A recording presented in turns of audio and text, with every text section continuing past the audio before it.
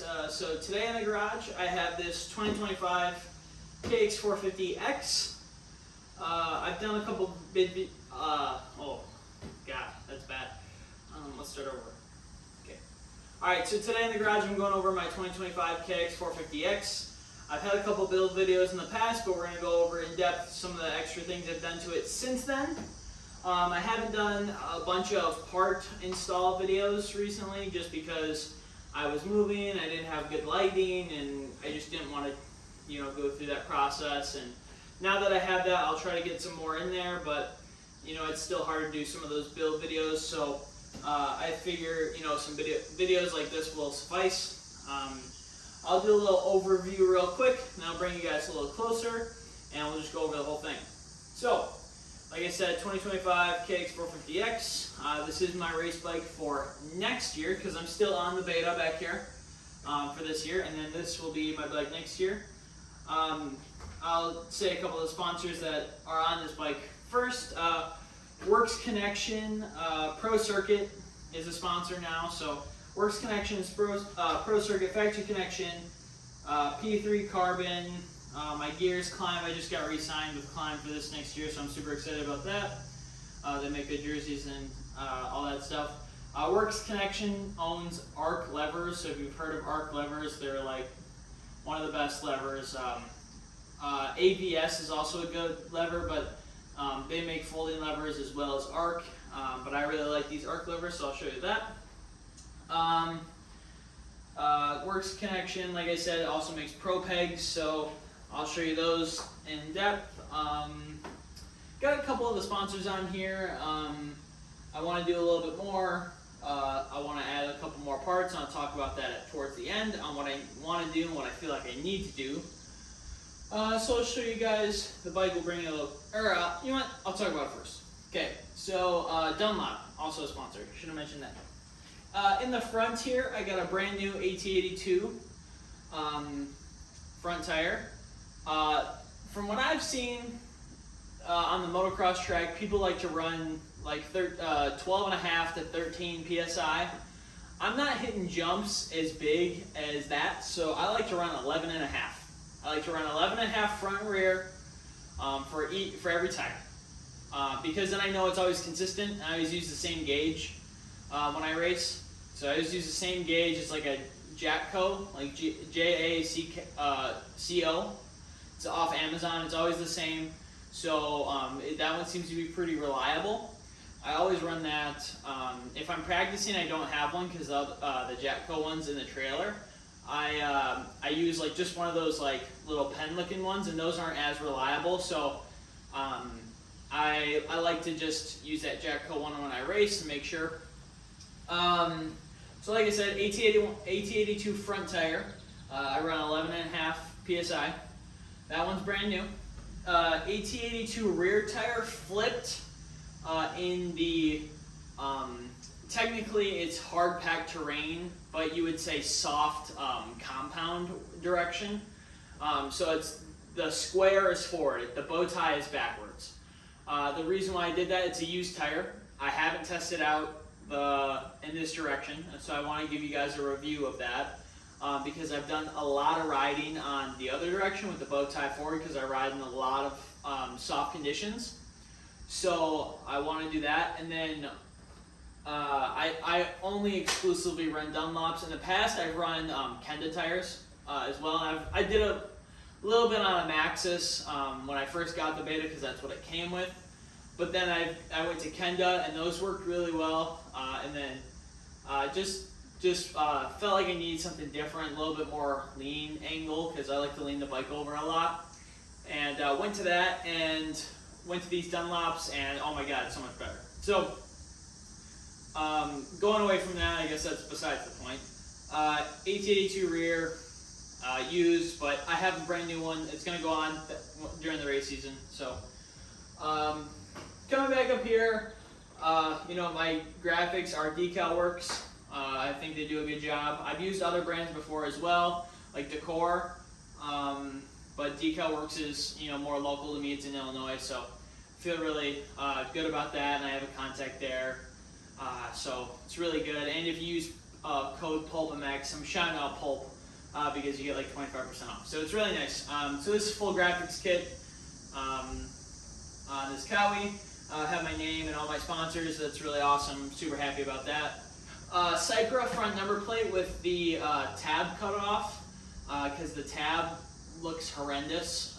When you fold it over the bar, it literally just bends. And it has that, like, when you bend plastic, it becomes white. It looks gross. So cut the tab off. I think it looks pretty sweet. So this is Cycra. So it has just one bolt, and then Cycra front number plate. So it's the one bolt, and then it zip ties around the fork. I feel like that's better than the original, because the original uses like the little prongs, and I feel like if those come out, then the number plate comes off. So I feel like this is a little bit better. Dura Engineering handguards. I'm not sponsored by them, but I feel like they're really good. I also have them on my Beta. Renthal grips. I like the full waffle soft. I always get gray because I feel like they're a little different.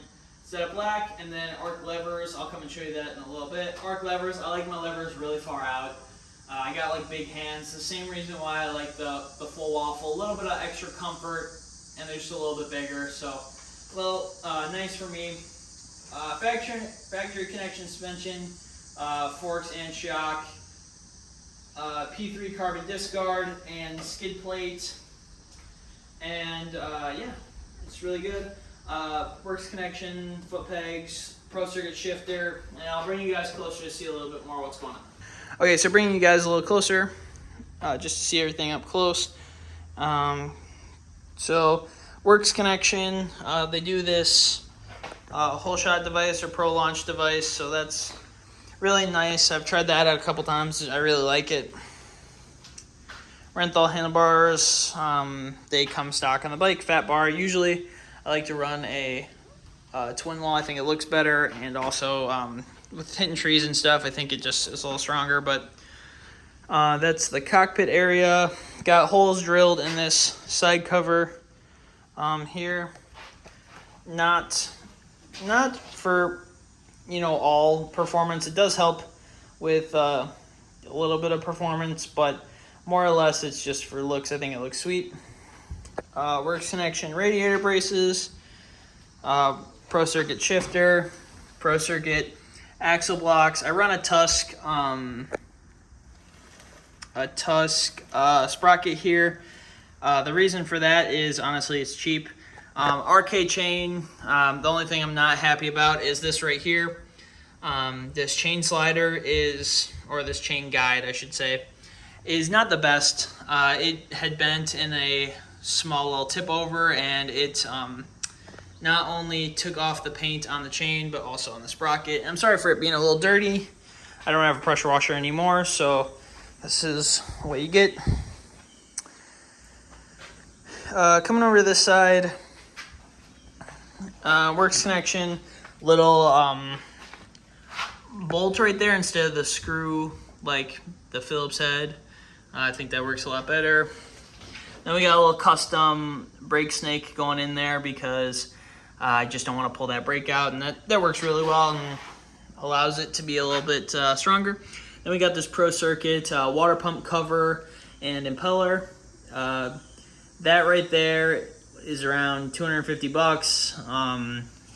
But me, I get a little cheaper because the sponsorship.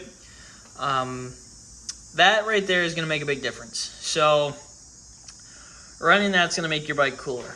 Not just in looks, but I mean run cooler, as in temperature wise. So taking a step back, thinking if I missed anything. We'll talk about this real quick. I have ordered a KKE rear wheel. This bike is let's say a amateur race bike with what would you want to call it? A budget. There we go. Amateur race bike with a budget. So I got these stock wheels, obviously, but I have a KKE rear wheel coming, 18-inch. The reason why I did that is because I can't afford a Warp 9. Even a stock Kawasaki wheel is going to run me $750. So KKE was 350 or so.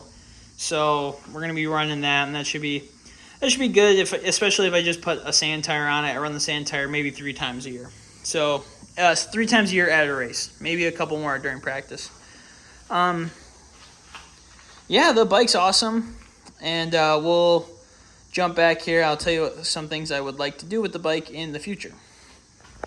Okay, so a couple things I'd like to do with the bike in the near future is I need for those 2-hour races, not super hard on the gas, but for those 2-hour races, I feel like I need a bigger gas tank. So this is like a 1.8 or 1.9.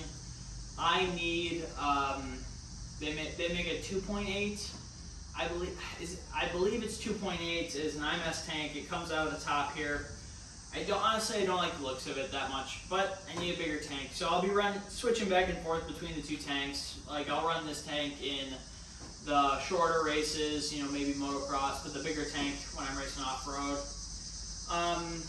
Another thing is I keep telling myself this. I have a Pro Circuit sponsorship. So I keep telling myself I should get a Pro Circuit exhaust. So that may or may not happen. I'm not quite sure. I'm not going to get a full exhaust if I get one. I just get the slip-on because I like the way this header looks.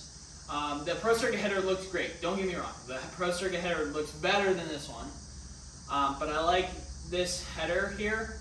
And the full system is like $1,100. And if I just get the silencer, that itself just wakes the bike up a little bit more. Not that I need more speed, maybe just a little off the bottom, and that's what I'm kind of looking for. So I just get that silencer or muffler, whatever you want to call it.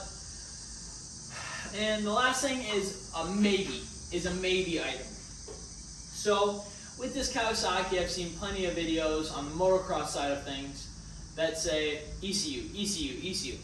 So I've looked into ECUs a little bit. I think if I were to go with an ECU, I'd go with 2 different brands. I'd go with a Twisted Development ECU or an XPR ECU. Those seem like the 2 best ones. Chris Kiefer says that those are the best ones. I really trust his stuff. So that's what I would go with. And I've seen those are probably 2 of the best prices. I would like to do more testing before I get an ECU to see if I actually need one. One of the little things that you can do if you're struggling with a little bit of flame out is just turn up the idle. There's an idle screw on this. Just turn up the idle a little bit, and that will help dramatically. But you can really tune an ECU to specifically what you want. So that might be something I put into the works. Come winter time. So other than that, I have all the clickers stock, and I'm going to do more testing on it. I've only ridden this, in this configuration, I've only ridden the bike maybe once or twice, and I got to do a couple things. Even with these tires, I haven't ridden with these tires yet. I've ridden with AT81s prior to this, and honestly, Dunlop, I love you, but they're just not good. So AT81s, throw them out, get 82s, get a 3S front, get a 34 rear, get 34s, get factory spec, I don't care. Throw the 81s out. Just with that being said, I'd like to try that a little bit more. I'd like to try this configuration a couple more times, try to get the suspension dialed in to something I like, and then maybe go with the ECU. So next on the list, gas tank.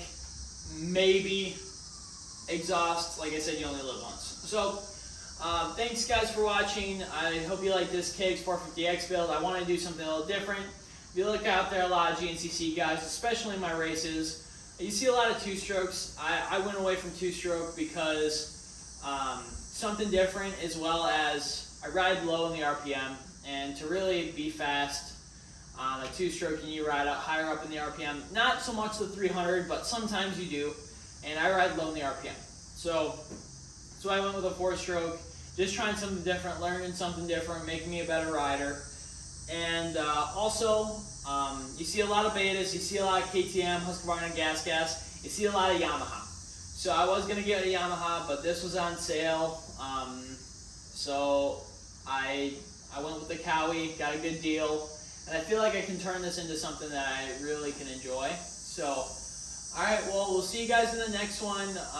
Hopefully we can get a good GoPro ride practice day in, and we'll see you guys in the next one. Thank you. Bye.